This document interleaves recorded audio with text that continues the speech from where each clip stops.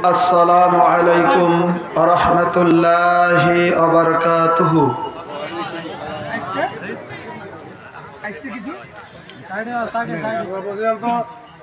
আলহামদুলিল্লাহ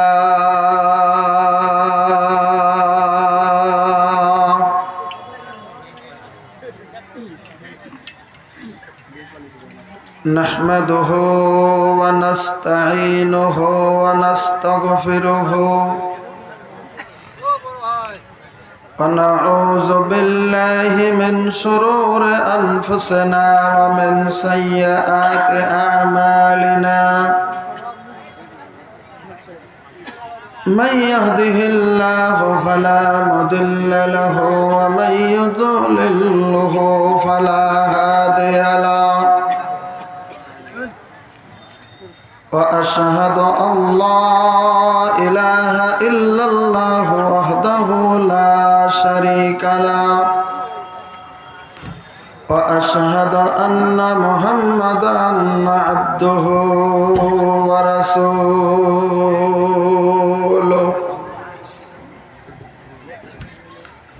أما بعد فإن خير الحديث كتاب الله وخير الهدي هدي محمد صلى الله عليه وسلم وشر الأمور محدثاتها وكل محدثة بدعة وكل بدعة ضلالة وكل ضلالة في النار. فقد قال الله تعالى في كلامه المجيد والفرقان الحميد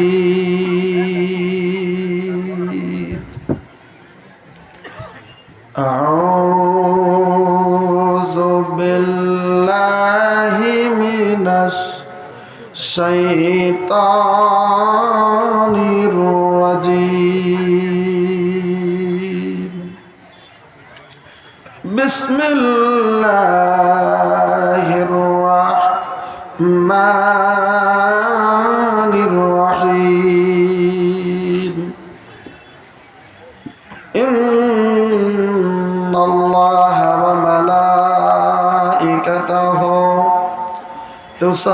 يصلون على النبي يا أيها الذين آمنوا صلوا عليه وسلموا تسليما.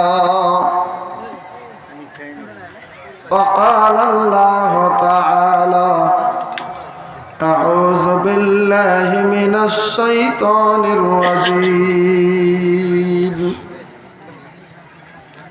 لقد كان لكم في رسول الله أسوة حسنة. وقال الله تعالى أعوذ بالله من الشيطان الرجيم. وإنك لعلى خلق عظيم. وقال النبي صلى الله عليه وسلم أكمل المؤمنين إيمانا وأحسنهم خلقا أو كما قال عليه الصلاة والسلام.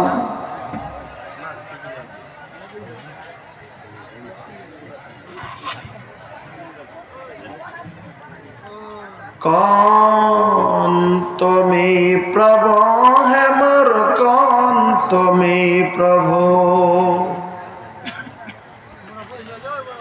कौन তুমি प्रभु है मोर कौन তুমি प्रभु कते তুমি থাকিলা কিও দেখা নিদিলা কোন দিনা দেখা পাম তোমাকে ও প্রভু হে কোনদিনা দেখা পাম তোমা কন তুমি প্রভু হে মোর কন তুমি প্রভু কতে তুমি থাকিলা কিয় দেখানি দিলা কোনদিনা দেখা পাম তোমাকে ও প্রভু হে কোনদিনা দেখা পাম তোমা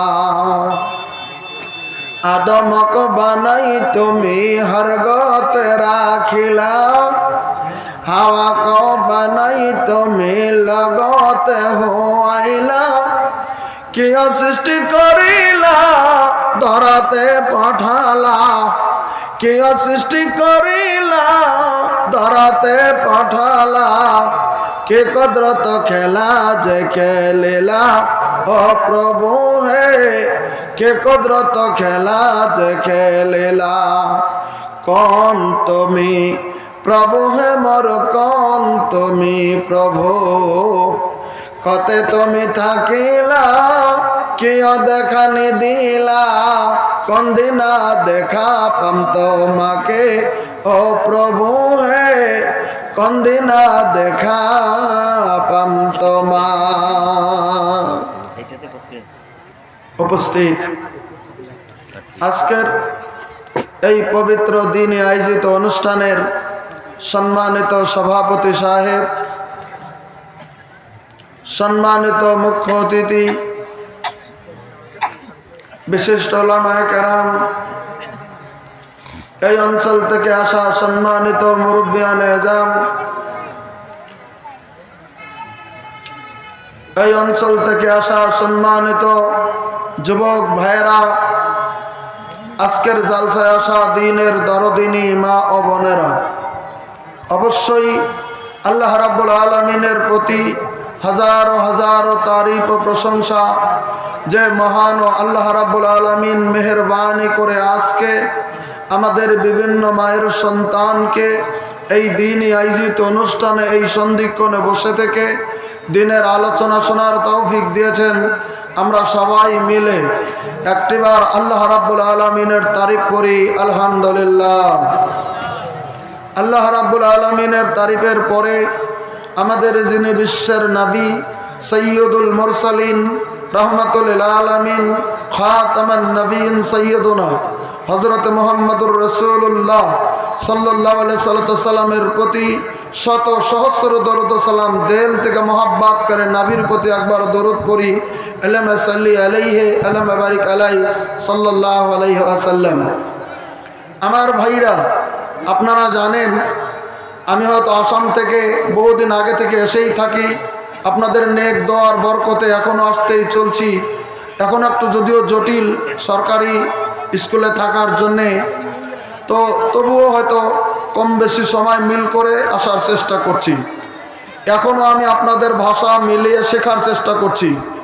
তো একটাই শুধু অনুরোধ করব, যারা প্যান্ডেলের বাহিরে আছেন আমি আপনাদেরকে হাতে পায়ে ধরে অনুরোধ করব, একটু পরে তো আসবেন আমি জানি। প্রধান বক্তা বর্তমান পশ্চিমবাংলা শুধু নয়, সারা ভারতবর্ষের বাংলা বিভিন্ন রাজ্যের উনি বর্তমান প্রধান বক্তা হিসেবে বক্তব্য দিচ্ছেন। আজকের যিনি আপনাদের প্রধান বক্তা শেখ মমতাজুল ইসলাম সাহেব, আপনারা তো আসবেন।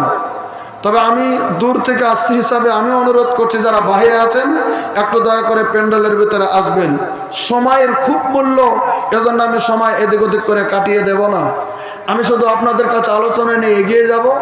আজকে একটা বিষয়, যে বিষয়টা আমি মনে করব আমাদের জীবন ধারণের জন্য যে বিষয়টা খুব দরকার। নামাজের ওয়াজ আমরা অনেক শুনেছি, রোজা সম্পর্কে অনেক শুনেছি, তাওহীদ সম্পর্কে অনেক শুনেছি, কিন্তু আজকে যে বিষয়টা আমি আলোচনা করব, আপনারা হয়তো জানেন আমি বুড়িহাট অঞ্চলে ওই গত বছরের আগের বছর কিছু আলোচনা হালকা করেছিলাম। সেই বিষয়টি হচ্ছে একটা মানুষের পূর্ণ জীবন ধারণ করার ক্ষেত্রে মানুষের কি প্রয়োজন। এই পৃথিবীর জমিনে একটা মানুষ পূর্ণ মুমিন হতে গেলে কোন জিনিসটার দরকার পৃথিবীর জমিনে, ওইটা বিষয় আজকে অল্প সময় হলেও সেই বিষয়ের উপর আপনাদের কাছে আলোচনা করতে চেয়েছি। সেটা হচ্ছে আমাদের চরিত্র, মুসলমান হিসাবে বা মানুষ হিসাবে আমাদের চরিত্রটা কেমন হওয়া দরকার। আমার ভাইরা, আমাদের যিনি বিশ্বের নবী, আমাদের যিনি আখেরি নবী, তার জবানে স্পষ্টকরণ করে গেলেন। আমার সাহাবা কেরাম শুনে নাও, আকমালুল মুমিনিনা ঈমানান আহসানুহুম খুলুকা।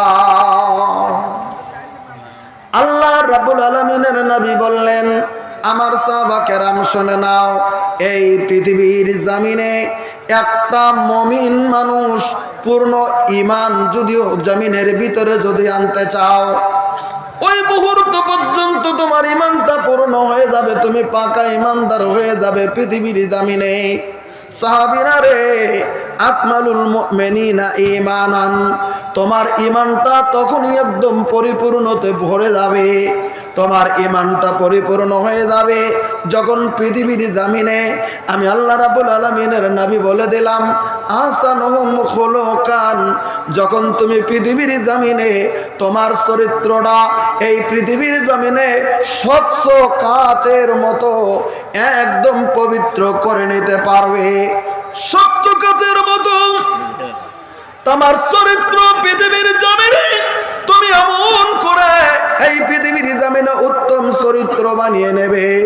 তুমি নামাজ যাই পড়ো না কেন, তুমি রোজা যেমন থাকো না কেন, তুমি যাকাত যেমন দাও না কেন, কিন্তু সঙ্গে সঙ্গে তোমার চরিত্র এমন পৃথিবীর জমিনের ভিতরে হওয়া চাই, তোমার ব্যবহার, তোমার আদর্শ, তোমার নড়াচড়া, তোমার কাহানা, মানুষের সঙ্গে ওঠা বসা এমন হওয়া চাই পৃথিবীর জমিনে চতুর্দিক থেকে যেন জানে যে না, লোকটা যেমন তার ব্যবহার, যেমন তার নড়াচড়া, যেমন তার দান করার অভ্যাস, যেমন তার নামাজের পরিবেশ, তেমন তার চরিত্রটাও পৃথিবীর জমিনের মধ্যে ভালো।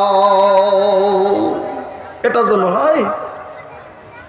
সব থেকে মানুষের বর্তমান যুগে দরকার চরিত্রের দরকার। নামাজ পড়তে পড়তে যদি আমার কপালটা চিলচিল করে যদি রক্ত বের করে দেই, আর আমার চরিত্র যদি খারাপ থাকে, আমার ব্যবহার যদি খারাপ থাকে, আমার মুখের ভাষা যদি খারাপ থাকে, তাহলে আমি কোন জায়গায় দাঁড়াবো? একটু কি হিসাব আছে পৃথিবীর জমিনের ভেতরে? অনেক মানুষ আছে এখনো নামাজ ঠিকই পড়ে, কিন্তু মুখের ভাষা যখন শুরু করে দেয় মনে হয় এই মানুষটা একবারে জদা মূর্খর মতো ব্যবহার করেছে। না না না, আপনি যদি মুমিন হতে চান, আপনার জিহ্বা, আপনার জবান, আপনার মুখের ভাষাটা এই পৃথিবীর জমিনের ভিতর আপনাকে সাবধানতা হয়ে যেতে হবে। কারণ আল্লাহ রাব্বুল আলামিন নবী সাল্লাল্লাহু আলাইহি ওয়াসাল্লাম বলেছেন, মান হাফাযা মা বাইনা লাহিয়াইহি ওয়া মা বাইনা রিজলাইহি আযমানু লাহুল জান্নাহ। আল্লাহ রাব্বুল আলামিনের নবী বললেন, এই পৃথিবীর জমিনে কোন মানুষের যদি হোটের মধ্যে জিহ্বাটা, তার মানে মুখের ভাষাটা, তার মানে তার মুখটা, তার মানে তার ভাষাটা, যে মুখটা লোকের সঙ্গে কথা বলে, ওই লোকটার যদি লোকটা হিফাজত করতে পারে পৃথিবীর জমিনে, আর যদি লজ্জাস্থান হিফাজত করতে পারে, এই দুটো যদি কেউ হিফাজত করে পৃথিবীর জমিনে, আল্লাহর নবী বললেন আযমানুল্লাহুল জান্নাহ, ওই লোকটার জান্নাতের আমি নবী জামিনদার হয়ে যাই। আচ্ছা, সুবহানাল্লাহ বলতে হবে না, আপনারা এমনি বলবেন? জান্নাতের খবর শুনলে এমনি সুবহানাল্লাহ বলতে কিছুই বুঝেন না আমি কি কইতে চাইছি? আল্লাহর নবী বললেন দুটি জিনিসের হিফাজত করা, আমি তোমাদের জান্নাতের জামিনদার। একবার সুবহানাল্লাহ কইবেন না? আর জোরে কোন সুবহানাল্লাহ কইতে তো ভয় লাগছে।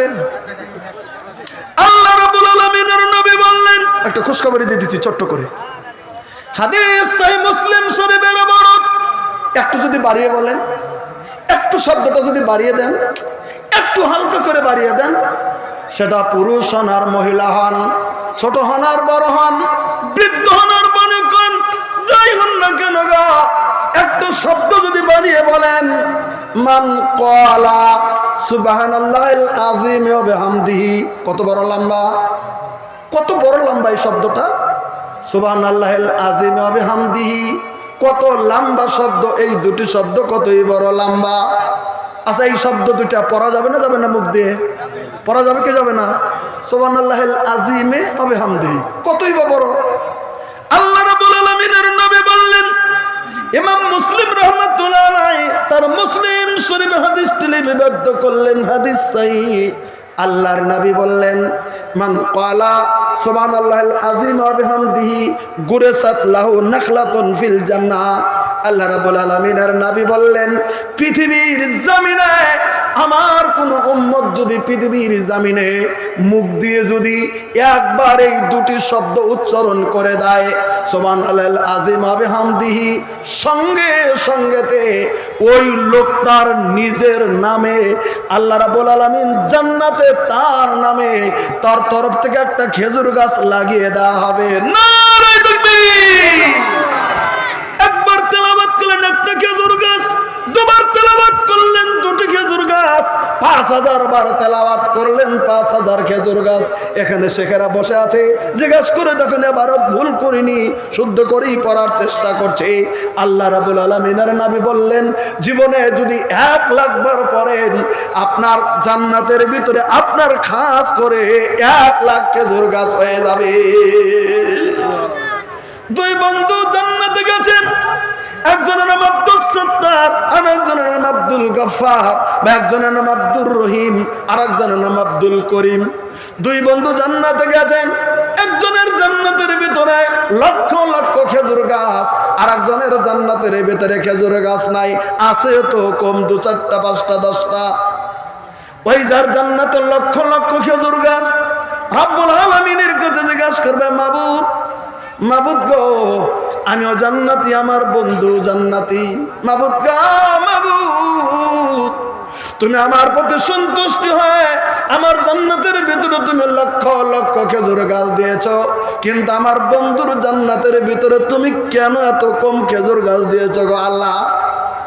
আল্লাহ বলে দেবেন, বন্ধুরে, আমার হাবিবটা পৃথিবীর জামিনের ভিতরে বলে দিয়েছিলেন, কেউ যদি পৃথিবীর জামিনে সুবহানাল্লাহিল আযীম ওয়া বিহামদিহি তেলাওয়াত করে, তার জন্য একটা খেজুর গাছ লাগিয়ে দেওয়া হয়।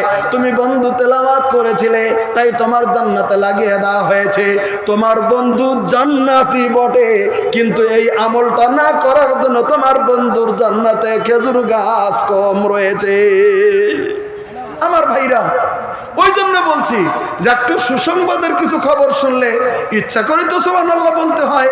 বক্তা বলবে যে বলেন, তারপরে বলবেন, এমনিই বলবেন সুবহানাল্লাহ, তো কিটা হয়ে গেল, ঝামেলাটা কিছু। এখানে দুটি ফায়দা রয়েছে। বলবেন আর দুটি ফায়দা মানে?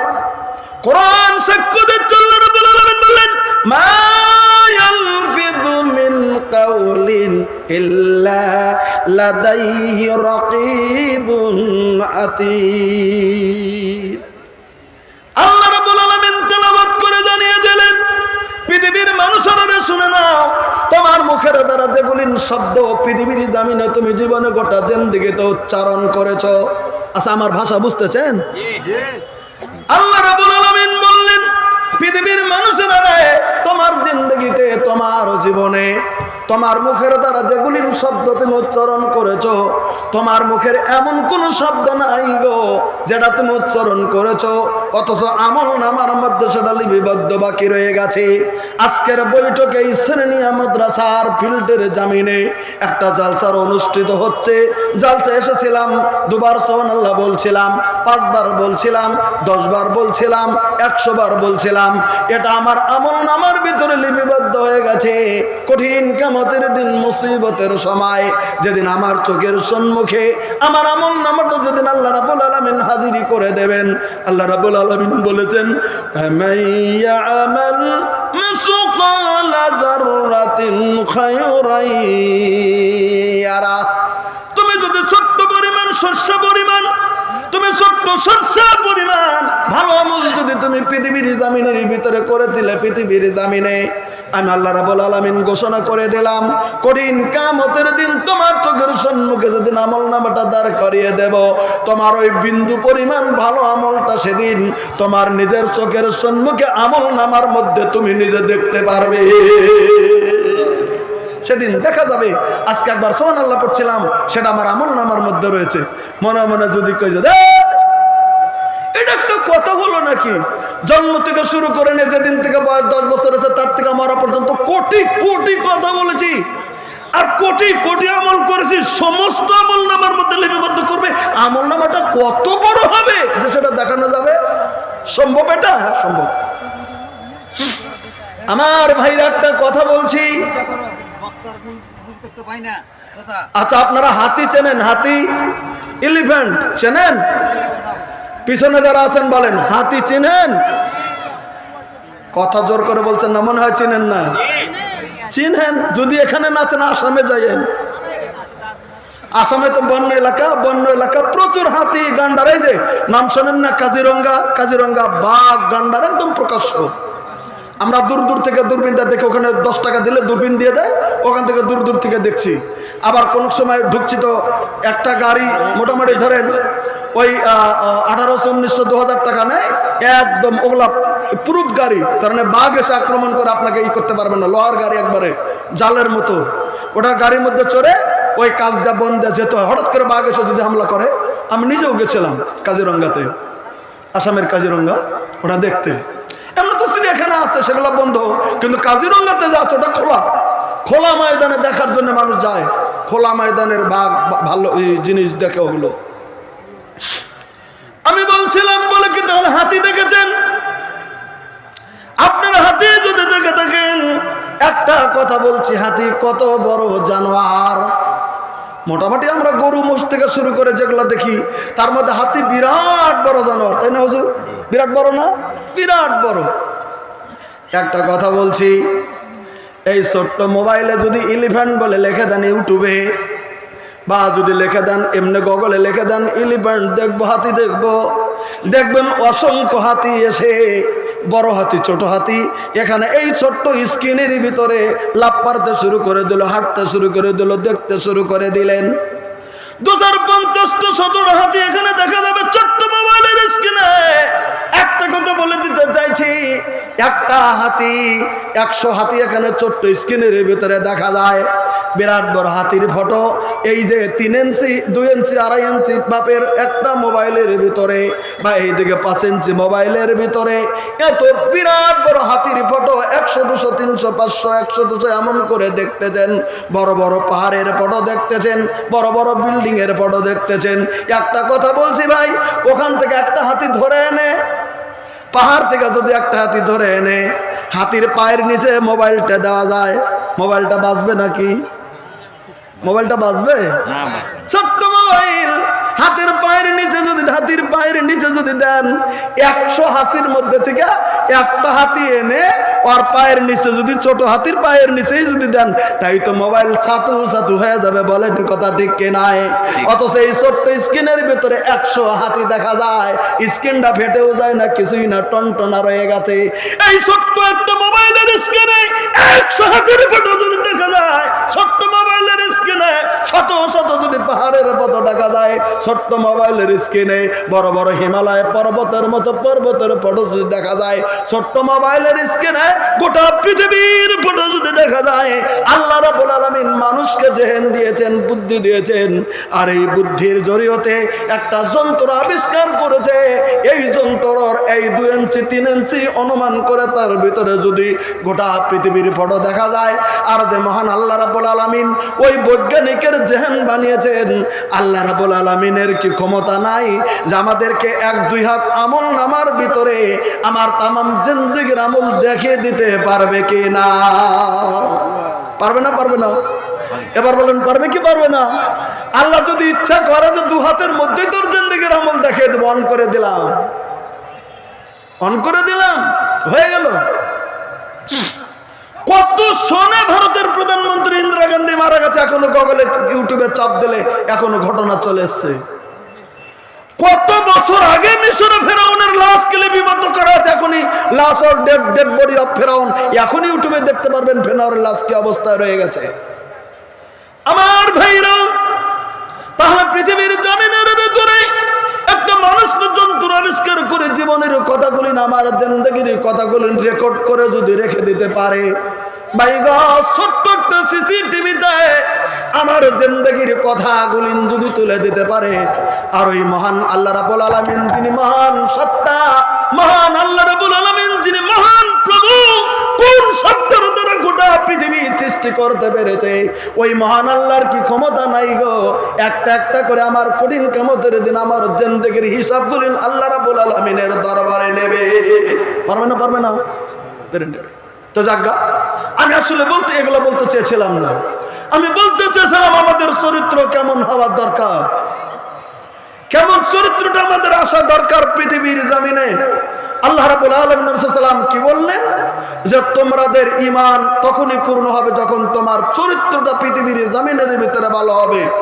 এবার একটা কথা আপনাদেরকে ক্লিয়ার করে দিতে চাইছি, তাহলে এই পৃথিবীর কার চরিত্র নেব যে আমার চরিত্রটা ভালো হবে? সালমান খানের? সিনেমার নায়ক, ভারতবর্ষের সেরা নায়ক সালমান খান, তার চরিত্র? না অন্য কেউ একটা ফুটবলার বড় চরিত্রটা নেবেন? না অন্য কোন দার্শনিকের চরিত্রটা নেবেন? না অন্য কোন বৈজ্ঞানিক চরিত্রটা নেবেন? না, ইসলাম যেটা বলে দিয়েছে আপনি কার চরিত্র পৃথিবীর দামিনের ভিতরে গ্রহণ করবেন, কাকে পৃথিবীতে উত্তম চরিত্র দেওয়া হয়েছে, কার চরিত্র পৃথিবীতে আপনি গ্রহণ করবেন, কার চরিত্র আপনাকে নিয়ে গঠন করতে হবে জীবন, এটা আমাকে আল্লাহ রাব্বুল আলামিন যে সংবিধান কোরআনে কারীম দিয়েছেন, আল্লাহ রাব্বুল আলামিন সে কোরআনে কারীমের ভিতরে স্পষ্টকরণ করে দিয়েছেন গোটা পৃথিবীর জমিনের ভিতরে সেরা চরিত্রবানকে আল্লাহ রাব্বুল আলামিন তাই বলে দিলেন, ওয়া ইন্নাকা লাআলা খুলুকিন আযীম। আর বিশ্ব নবীকে ডাক দিয়ে বলে দিলেন, নবী হ্যাঁ আপনি শুনে নেন, গোটা পৃথিবীর মানুষের ভিতরে যে চরিত্রটা আমি আল্লাহ রাব্বুল আলামিন দান করে দিয়েছি সব থেকে উত্তম চরিত্রবান করে আমি আল্লাহ রাব্বুল আলামিন আপনাকেই বানিয়েছি। বলেন সুবহানাল্লাহ। ওয়া ইন্নাকা লাআলা খুলুকিন আযীম, সব থেকে উচ্চ দরজার চরিত্র আমি আল্লাহ রাব্বুল আলামিন আপনাকে দিয়েছি। আমার নবীকে আল্লাহ রাব্বুল আলামিন দিয়েছেন, আমাদের নবীকে দিয়েছেন, কথা আল্লাহ নিজে কোরআনে ঘোষণা করেছেন, হাদিস নয়। এখানে কিছু ছাপাছাপি চয়ির প্রশ্ন রয়েছে। এবার আমাদেরকে লক্ষ্য করে আল্লাহ রাব্বুল আলামিন বললেন, তাহলে তোমরা পৃথিবীর ইমানদার মুসলিম, তোমরা পৃথিবীর মুসলমানরা, তোমরা পৃথিবীর জনগণ, তোমরা পৃথিবীর লোক, তোমরা কার চরিত্র গ্রহণ করবে? আল্লাহ রাব্বুল আলামিন বলে দিলেন, যেমন একটা মোবাইল এখানে আসার আগে থেকেই তার মডেলটা বের হয়ে যায়।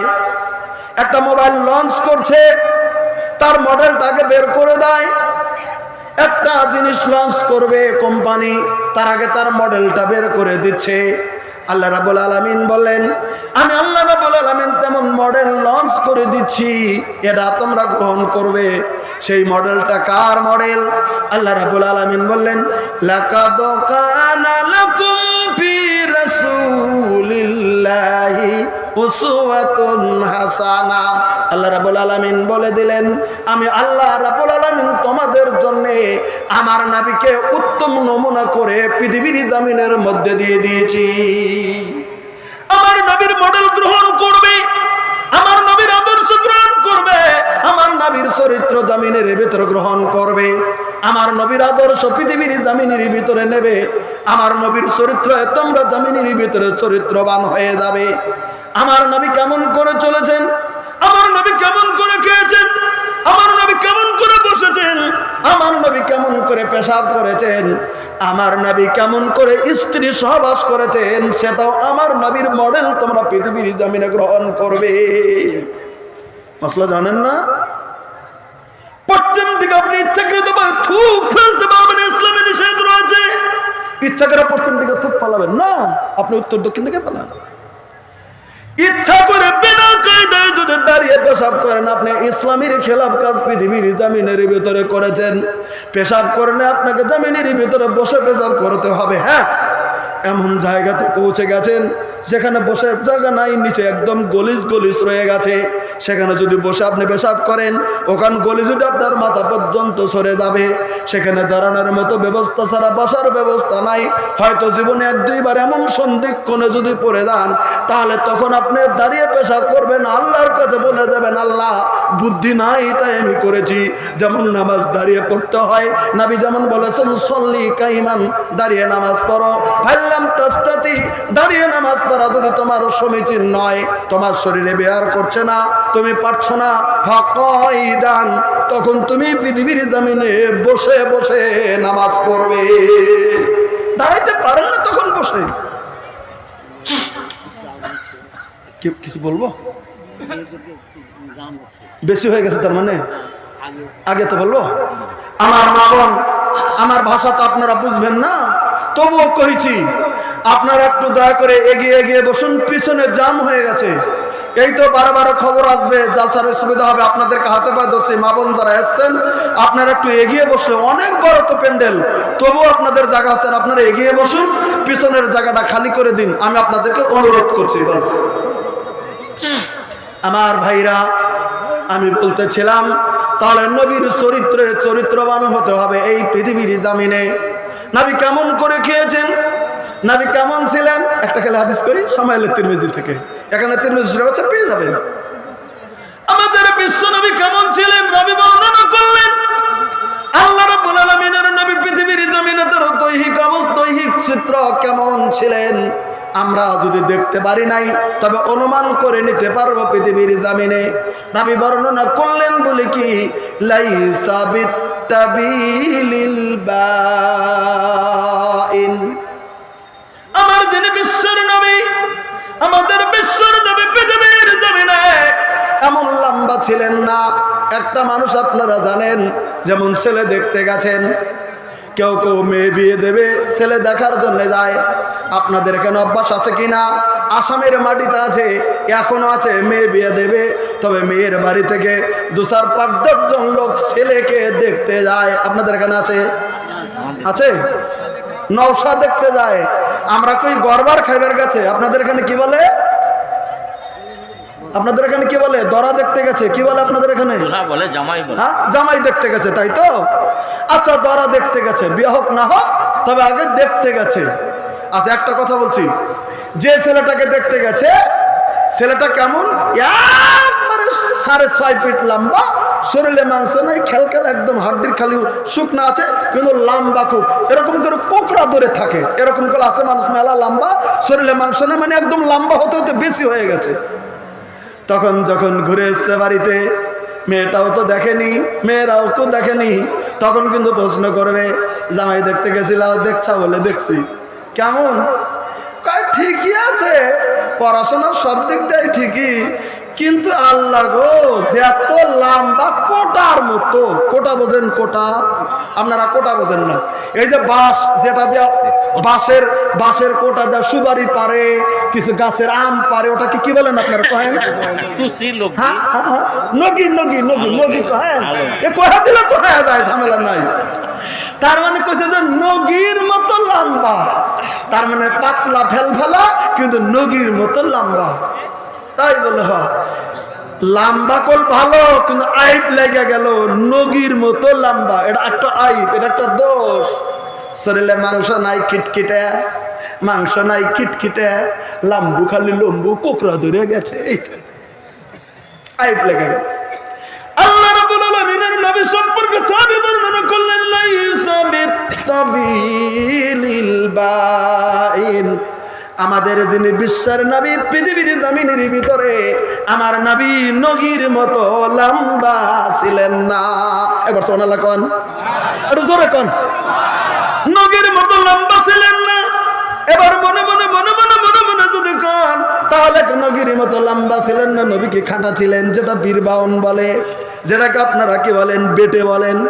একদম যদি খাটো হয়, আপনারা জানেন আমাদের নাম করা পশ্চিম বাংলার বক্তা মনিরুদ্দিন আচার্য প্রতিবন্ধী, ওই যে ছোট, এখন বক্তা হয়েছে বলে বিরাট দাম, কিন্তু এমনি যদি ছোট হয় সবাই তো ধাক্কা মারবে, বীরবান ধাক্কা ধাক্কি করবে। ছোট খাটো একবারে যদি খাটা হয়, আমরা ওকে বলি বীরবাউন, আমাদের আসামের ভাষায় আমরা যদি বলি বীরবাউন, তাহলে জানি যে একবারে ছোট, বয়স্ক মানুষ কিন্তু ছোট। আপনারা এখানে কি বলে? বাউনা বলি, বাউনা। বাউনা, এই তো কাছাকাছি গেছে শব্দ। আমরা বলি বীর বাউন, আপনার বলেন বাউনা। এই তো এটা একটা শেখা হয়ে গেল, বাউনা। এবার যদি মনে মনে কেউ কয় নবী যদি কোটার মতো লম্বা ছিলেন না, নবী কি বাউনা ছিলেন? রাবী বর্ণনা করলেন না। আল্লাহর নবী আলা বিল কাসির, আল্লাহ রাব্বুল আলামিনের নবী বাউনার মতো খাটো নবী ছিলেন না। তাহলে প্রশ্ন যদি করেন কেমন, আল্লাহ রাব্বুল আলামিনের নবী পৃথিবীর জামিনের ভিতরে সব থেকে দেখতে যাকে সুসজ্জিত মধ্যমত্ততার আল্লাহ রাব্বুল আলামিনের নবী তেমন ছিলেন, বলেন সুবহানাল্লাহ। আচ্ছা, এবার একটা প্রশ্ন আপনাদেরকে করি, কতদূর জেনেছেন আল্লাহ নবী ধলো না কালো? হ্যাঁ ধলো। আরো কেউ? এবার নবী বর্ণনা করলেন ওয়ালা বিল আবিয়াদুল আমহাক, আল্লাহ রাব্বুল আলামিনের নবীজি পৃথিবীর জমিনের ভিতরে সুনের মতো ধলো নবী ছিলেন না। আপনারা আমেরিকা লন্ডনের ধলো দেখছেন কিনা? ভারতবর্ষের ধলো মেয়ে বা ছেলে আলাদা, আর আমেরিকা লন্ডনের ধলো আলাদা। আমেরিকার মহিলাদের চুলগুলো দেখেন একবারে ধলা, পুরা বাল দেখা যায় না। ওরাও তো ধলো। মন কাছে আমরা ফ্যাকসা ধরে গেছি। ফ্যাকসা বোঝেন? ফ্যাকসা একটা দিন আসামের কথা কই না, তো আবার কথাটা ক্লিয়ার হবো না। তার মানে এই যে চামড়া উইডে গেছে, ফ্যাকসা। তার মানে মোট কথা ভালো দেখা যায় না, তার থেকে কিছু কালো লাল সুন্দরটা ভালো পৃথিবীর জামিনে। হলুদ সুন্দর বলো পৃথিবীর জামিনে। আমেরিকা লন্ডনের মানুষ তারা কিন্তু ধলো, কিন্তু ফ্যাকসা দলো, তাদের কোনো চেহারার নাই, ফ্যাকসা দলো। রাবী বর্ণনা করলেন ওয়ালা বিল আবিয়াদুল আমহাক, আল্লাহ রাব্বুল আলামিনের নবীজি সুনের মতো সাদা ছিলেন না, তার মানে ফ্যাকসা দলো ছিলেন না। কথা ক্লিয়ার তো? আরবিতে বলা আছে ওয়ালা বিল আবিয়াদুল আমহাক, ওয়ালা বিল আদিম। কেউ যদি মনে মনে মনে মনে করেন নবী যদি ফ্যাকসা দলো ছিলেন না, নবীকে কালো কুটকুটও ছিলেন না, আল্লাহ রাব্বুল আলামিনের নবী কালো কুটকুটও ছিলেন না, আল্লাহর নবী ওয়ালা বিল আদিম নবী কালো কুটকুটও ছিলেন না, আল্লাহ রাব্বুল আলামিনের নবী লাল হলুদ বর্ণের সুন্দরতম পৃথিবীর জমিনের ভিতরে দেখাতে সব থেকে যেটা সুন্দর, অমন সুন্দর ছিলেন পৃথিবীর জমিন আমাদের বিশ্বের নবী, বলেন সুবহানাল্লাহ।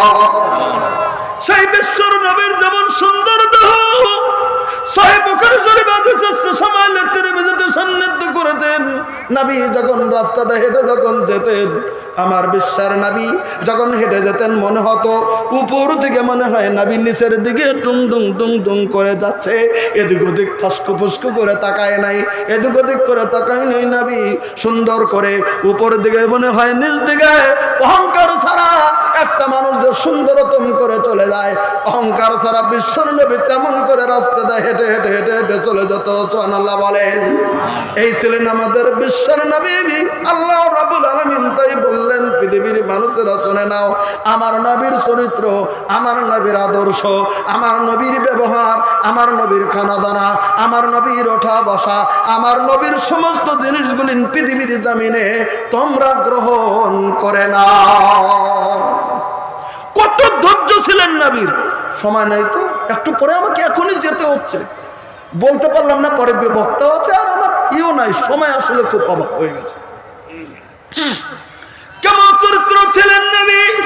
আচ্ছা ভাই, আপনাকে যদি কেউ এসে একটা দুটা তিনটা চারটা পাঁচটা মার দিয়ে যদি শরীরটা ফাটিয়ে দেয়, আপনি ইচ্ছা করবেন না যে আমিও পড়লে তোকে দুটো দেবো? এরকম করবেন না করবেন না? বলেন, জোরে বলেন, সত্যি করে বলেন। মনে করবে কি করবে না? আমাকে তুই বিনা দ্বিধায় মারলি, আমি পইলে তোকে শেষ করার চেষ্টা থাকবো। বংশে বংশে এরকম কেমন কাচাল বাজে, কিন্তু আমাদের বিশ্বের নবীজি গো, নবীর স্ত্রী হযরত আয়েশা সিদ্দিকা রাদিয়াল্লাহু আনহা, আল্লাহ রাব্বুল আলামিনের নবীর স্ত্রী হযরত আবু বকর সিদ্দিক রাদিয়াল্লাহু আনহুর কন্যা হযরত আয়েশা রাদিয়াল্লাহু আনহা, তিনি নিজে হাদিসটি রওয়ায়াত করে তিনি বর্ণনা করেছেন বলে কি, আল্লাহ রাব্বুল আলামিনের নবী, আপনারা জানেন আল্লাহ রাব্বুল আলামিনের নবী মদিনাতুল মুনাওয়ারাতে যাওয়ার পরে মদিনাতুল মুনাওয়ারায় বদরের যুদ্ধ হয়েছিল। বদরের যুদ্ধের পরে একটা বড় যুদ্ধ হয়েছিল, সেই যুদ্ধের নাম ছিল উহুদের যুদ্ধ। বদরের যুদ্ধে 70 জন বেঈমানগুলোকে গ্রেফতার করে মদিনাতুল মুনাওয়ারাতে মুসলমানরা নিয়ে এসেছিলেন।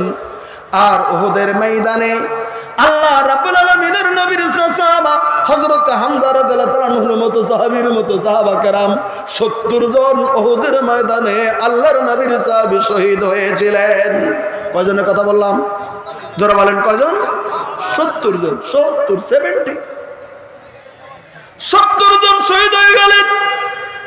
হযরত হামজার মতো সাহাবী, হযরত হামজার মতো সাহাবী এমন করে করে করে করে 70 জন সাহাবাদের ময়দানে শহীদ হয়ে যায়। শুধু যে শহীদ হয়ে গেছে তা নয়, আপনারা জানেন উহুদের ময়দানে আমার যিনি বিশ্বের নবীজি গো নিজে যখন ময়দানের ভিতরে যখন ছিলেন, এমন করে বেঈমানরা এমন একটা সময় চলে এসেছিল, আল্লাহ রাব্বুল আলামিনের নবীকে আঘাতের পর আঘাত করতে শুরু করে দিয়েছিল। তারা আঘাত করে করে করে আল্লাহ রাব্বুল আলামিনের নবীর দন্দন মোবারক পর্যন্ত পৃথিবীর জমিনের ভিতরে শহীদ করে দিয়েছিল। আল্লাহ রাব্বুল আলামিনের নবীর মাথার ভিতরে এত বড় আঘাত করেছিল, মাথার ভিতরে হেলমেট পরা ছিল, হেলমেট ভেঙে মাথা ওই হেলমেটের করাটা আল্লাহ রাব্বুল আলামিনের নবীর মাথার ভিতরে প্রবেশ করে ফেলেছিল, প্রবেশ করেছিল, ঢুকে গিয়েছিল। আমার ভাইরা, আমার বিশ্ব নবীর মাথার ভিতরে হেলমেটের অংশ যখন ঢুকে গিয়েছিল, আমার নবী এত দুঃখ পেয়েছে, শরীরের ভিতরে আঘাতের পর আঘাত পেয়েছে। ওই মুহূর্তে আমার বিশ্বের নবীকে এই অবস্থা দেখে নিয়ে ওদের ময়দান যখন সাম কেটে গেল, হযরত আয়েশা সিদ্দিকা রাদিয়াল্লাহু তাআলা আনহা আল্লাহ রাব্বুল আলামিনের নবী সাল্লাল্লাহু আলাইহি ওয়াসাল্লামকে তখন একটা প্রশ্ন করলেন। নবীর অবস্থা থেকে প্রশ্ন করেছিলেন, ও ইয়া রাসূলুল্লাহ, আন্না হযরত আয়েশা বললেন, বলে কি, ও আল্লাহ রাব্বুল আলামিনের নবী, হাল আতা আলাইকা ইয়াওমুন কানা আশাদ্দু মিন ইয়াউমি উহুদিন। ও আল্লাহ রাব্বুল আলামিনের নবী, আমি হযরত আয়েশা দেখলাম উহুদের ময়দানে আপনার দন্দন মোবারক শহীদ হয়ে গেছে, আপনার মাথার মধ্যে করাত লেগে গেছে, আপনার শরীর ক্ষত বিক্ষত হয়েছে, রক্ত ঝরঝর ঝরঝর করে পড়ছে, আপনি ওই গর্তের ভিতরে পড়ে গিয়েছিলেন গে নবী আমার, আপনি বেহুশ হয়ে গিয়েছিলেন, এত কষ্টের উপর কষ্ট করেছেন। ও আল্লাহ রাব্বুল আলামিনের নবী, একটা প্রশ্ন আপনাকে করতে চাই, বলে কি, আপনার জীবনে কি আপনি উহুদের ময়দান থেকে কোনোদিন আপনার শারীরিক বেশি কষ্ট পেয়েছিলেন কিনা? আপনার জীবনে, আপনার গোটা জিন্দেগিতে, আপনার লাইফে উহুদের ময়দান থেকে কোনো কষ্ট আপনার জীবনে শারীরিক ভাবে পেয়েছিলেন? এই প্রশ্নটা করেছেন হযরত আয়েশা। হযরত আয়েশা যখন প্রশ্ন করলেন, আল্লাহ রাব্বুল আলামিনের নবী হযরত আয়েশার কাছে তখন জবাব দিয়ে দিলেন, বিবি রে, বিবি, ও হযরত আয়েশা, তুমি শুনে নাও, আমার জীবনে আমি বিশ্বের নবী, আমি উহুদের ময়দান থেকে তেমন কোনো বেশি কষ্ট বলে মনে পড়ে না। তবে এক জায়গায় আমি পেয়েছিলাম রে আয়েশা, তুমি শুনে নাও। সেটা বলে কি? সেটা ছিল বলে কি, ক্বালা লাকাদ লাকিতু মিন কওমিকা ওয়া কানা আশাদ্দু মা লাকিতু মিনহুম ইয়াওমাল আকাবা। আল্লাহ রাব্বুল আলামিনের নবী বলেন, আয়েশা, একটাবার জীবনে আমি উহুদের ময়দান থেকে আমি শারীরিকভাবে বেশ দুঃখ পেয়েছিলাম, আর সেটা ছিল তোমার বংশের মধ্যে থেকেই সেটা ঘটিয়েছিল রে আয়েশা, সেটা ছিল ইয়াউমুল আকাবা। তার মানে এমন একটা দিনের কথা আল্লাহ রাব্বুল আলামিনের নবী বললেন, সেটা ছিল আল্লাহ রাব্বুল আলামিনের নবী যে কালেমা প্রচার করার জন্যে আব্দুল্লাইলের পুত্র আব্দুল্লাইলের পুত্রদের কাছে আল্লাহ আব্দুল্লাইলদের কাছে দিনের দাওয়াত দেওয়ার জন্যে যেদিন আমার বিশ্ব নবী চলে গিয়েছিলেন, ওই দিনের কাহিনী। আমার ভাইরা, ওই দিনের কথা আল্লাহ রাব্বুল আলামিনের নবী ঘোষণা করলেন। আপনারা জানেন, আমার বিশ্বের নবী কালিমা দেওয়ার জন্য মক্কাতুল মুকাররমা থেকে বিভিন্ন জায়গাতে বিভিন্ন সময়ে চলে গিয়েছিলেন, বিভিন্ন সময়ে কালিমার দাওয়াত দিতেন। অমন করে করে করে করে আল্লাহ রাব্বুল আলামিনের নবী দাওয়াত দিতে তার সহচর সঙ্গে করে নিয়ে মক্কা থেকে 60 মাইল দূরে আল্লাহ রাব্বুল আলামিনের নবী কালিমার দাওয়াত দেওয়ার জন্য চলে গিয়েছিলেন। যেই জায়গাটার নাম ছিল তাইফ। এখন হাজিদের কাছে শুনেছি তাইবের ময়দানের যুবক তাইবের ময়দানে যখন এখন হাজি গুলিন যখন দেখতে যায় সফর করতে যায় তাইবের মানুষেরা এসে হাজিদের সম্মুখে দাঁড়ায় চোখের পানে তারা জর্জর করে ফেলে দেয় আর বলে হাজি সাহেব গঙ্গ আমরা এই তাইবের ময়দানের যুবকেরা আল্লাহ রাব্বুল আলামিনের নবীকে আঘাত করেছিলাম, নবীকে কত বিক্ষত করে দিয়েছিলাম। 2 মিনিট কথাটা শুনে নেন কেমন করে আঘাত করেছিলেন বিশ্বের নবীকে। আল্লাহ রাব্বুল আলামিনের নবী নবীর পালক ছেলে যায়েদকে সঙ্গে করে নিয়ে আল্লাহর নবী তাইবের ময়দানে চলে গেলেন। 60 মাইল রাস্তা, 90 কিলোমিটার রাস্তা পায়ে হেঁটে হেঁটে হেঁটে হেঁটে আখেরি নবী এবং তার সহচর 2 জনে চলে গেলেন তাইবের ময়দানে কালিমার দাওয়াত দেওয়ার জন্যে। আল্লাহ রাব্বুল আলামিনের নবী চলে যাওয়ার পরে হিসাব করলেন তাইবের ময়দানে কে আছে লিডার, তাদের কাকে দাওয়াতটা দেব। খবর নিয়ে দেখলেন 3 জন আছে তাইবের ময়দানে, তাইব শহরের লিডার। একজনের নাম আব্দুল্লাইল, আর একজনের নাম হাবিব, আর একজনের নাম মাসউদ। এই 3 ভাই মিলে বিরাট বড় তাইব শহরটা চালিত করছে। আর 3 জন লিডার। নবী চিন্তা করলেন মনে মনে আগে আমের কাছে দাওয়াত না দিয়ে আমি কালিমার দাওয়াত এই 3 জন ব্যক্তির কাছে যদি দিয়ে দেই, এই 3 জন যদি পড়ে নেই কালিমা, আমার কালিমার দাওয়াত দেওয়াটা সহজ হয়ে যাবে। আমি খুব শর্টলি বলছি, নবী দাওয়াত দিতে গেলেন আব্দুল্লাইলের কাছে।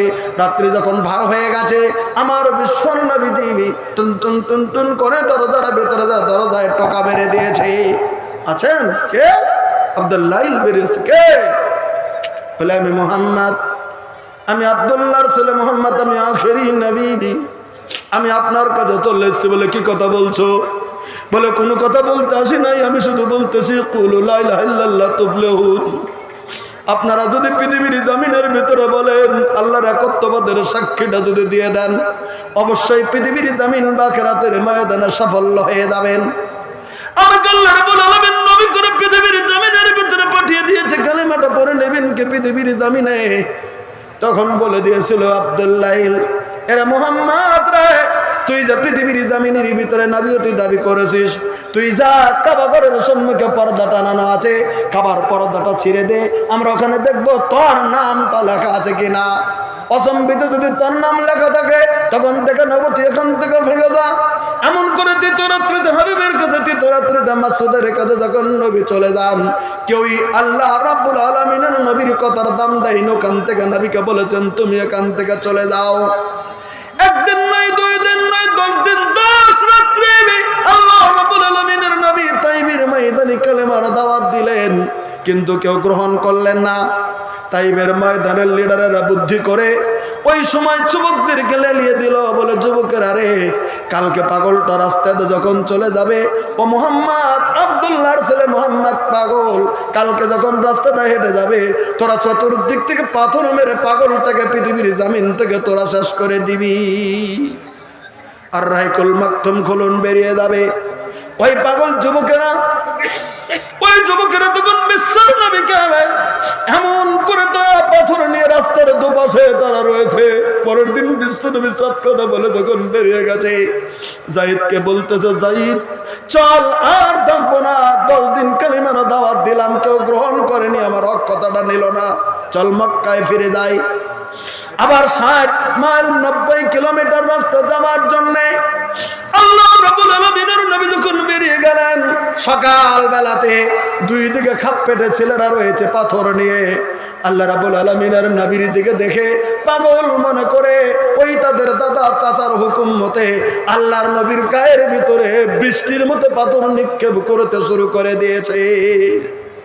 কাটা কাটা পাথর যখন বিশ্ব নবীর দিকে যখন দিচ্ছে, হযরত যায়েদ দেখলেন, হায় হায়, আমি আমার নবীজির সঙ্গে চলে এসেছি। সম্মুখ থেকে ঢেলাসে হযরত যায়েদ সম্মুখে চলে যায়, সাইড থেকে সাইডে চলে যায়। কতই বা রক্ষা করতে পারবে? আল্লাহ রাব্বুল আলামিনের নবী শুধু একটা কথা বললেন, ওরে তাইবের যুবকেরা রে, তোরা তো আমাকে পাথর মারতেছিস, তোরা আমাকে কেন পাথর মারিস? আমি নবী তো তোদের কোনো খারাপ ব্যবহার তোদের সঙ্গে করি নাই, আমি তো তোদের কোনো নোকসান করি নাই, আমি শুধু কালেমার দাওয়াত দিয়েছিলাম, তোরা আমাকে পাথর কেন মারিস? এই কথা বলে নবী দেখছেন পাথর মারতেই চলছে বৃষ্টির মতো। আল্লাহ রাব্বুল আলামিনের নবী একটু জোরে চলে যায়, ওরাও পিছন পিছন চলছে। নবী দৌড়ের মতো করে চলে যায়, ওরাও পিছনে পিছনে দৌড়ে দৌড়ে পাথর নিক্ষেপ করতে শুরু করে দিয়েছেন। ওই দিন আল্লাহ রাব্বুল আলামিনের নবীর শরীরে এমন কোন অংশ ছিল না যে অংশের ভিতরে কত বিক্ষত হয় নাই।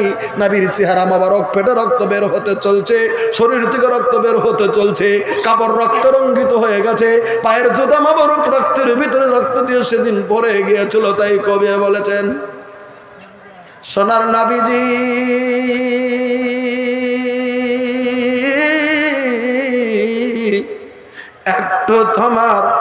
একটু আমায় দেখাও তোমার চেহারা নোরানি।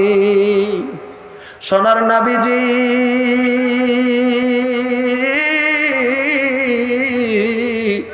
একটু আমায় দেখাও তোমার চেহারা নোরানি। সোনার নবী হাইটা যায় যে রাস্তা দিয়া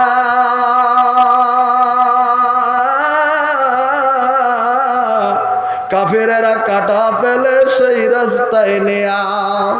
কাটার আঘাতে নবীর জুত পরে হয়েছিল,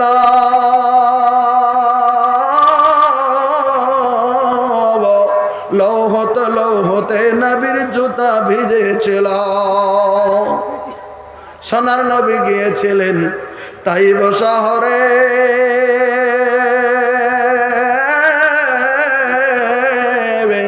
তাইবের যুবকেরা পাথর মেরেছিল নবীজিরে। পাথরের আঘাতে নবীর শরীর জখম হয়েছিল,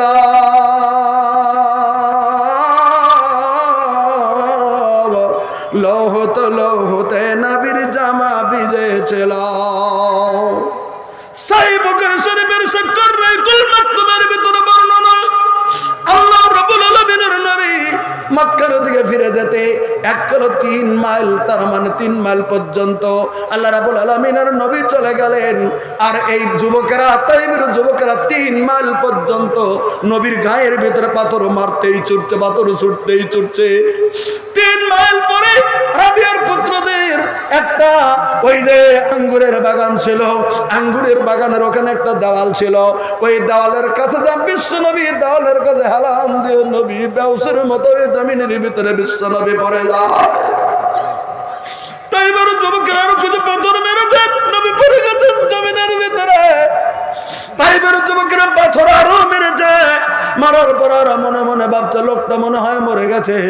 তো মরার মতো করে ধারণা করে তখন তাইবের যুবকেরা 3 মাইল পরে তারা তাদের তাইবের ময়দানের দিকে ফিরে যায়। আল্লাহর নবী দেওয়ালের কাছে হালান দিয়ে একটু পরে যখন তার হুঁশ চলেছে, আল্লাহর নবী নিজে তার হাতটা চেহারার ভিতরে জবরা জবরা লাগছে, তার মানে বেহুশ হওয়ার পরে মানুষ যখন চেতন পায়, মুখের ভিতরে রক্ত তখন ঝরছে, নবী হাত দিয়েছেন মুখের ভিতরে।